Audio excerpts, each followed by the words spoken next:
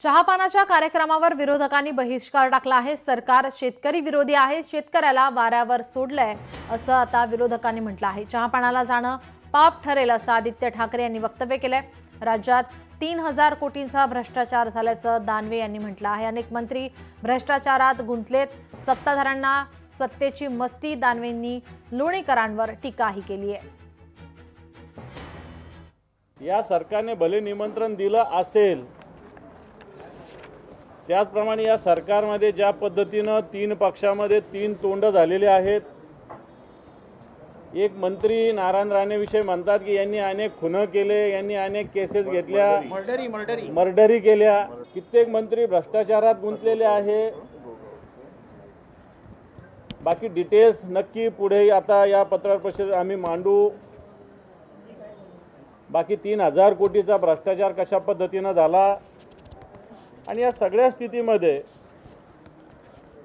या सरकारने ठेवलेल्या मुख्यमंत्र्यांनी ठेवलेल्या चहापानावर बहिष्कार टाकण्याचा निर्णय आम्ही घेतलेला आहे।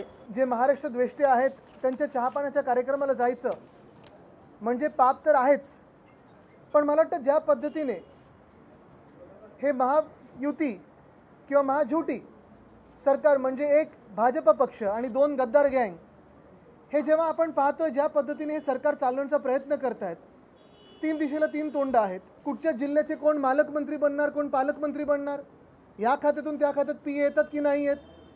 आणि मग हेच नाही तर मुख्यमंत्र्यांसमोर जाहीरपणे हे पण सांगतात की माझा फंड ह्यांनी चोरला, त्यांचा फंड त्यांनी चोरला। कदाचित त्यांच्यामध्ये देखील अजूनही थोडे कोऑर्डिनेशनची गरज आहे आणि म्हणून आम्ही हा निर्णय घेतला की चहापानाच्या कार्यक्रमामध्ये एकामेकांची तोंड तरी बघतील। ते शेतकऱ्याला पूर्णतः वाऱ्यावर सोडलेला आहे।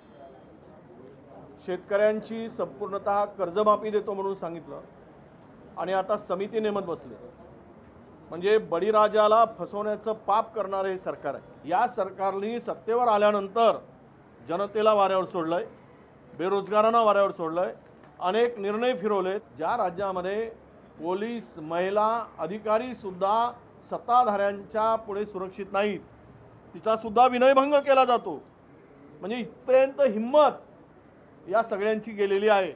म्हणून आम्ही या चहापानाच्या कार्यक्रमावर बहिष्कार टाकायचं ठरवलं आहे। भाषेविषयी कुठलाही तिरस्कार कोणाला असण्याचं कारण नाही। अरे पण सक्ती कशाला, जबरदस्ती कशाला? काय शिकायचं ते शिकवू द्या मराठी माणसांना। कुठली भाषा द्या, फ्रेंच शिकायचं, जर्मन शिकायचं, स्पॅनिश शिकायचं, शिकू आम्ही, आमची पोरं शिकतील। तुम्ही कोण सांगणार आहे आम्हाला काय शिकायला पाहिजे? तर ही जी परिस्थिती निर्माण करते सरकार, हे फक्त मतांचं राजकारण आहे।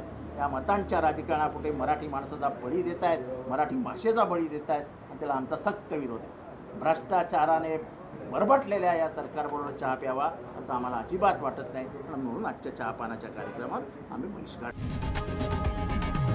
लोकशाही मराठी ऐका, पहा, जागरूक रहा।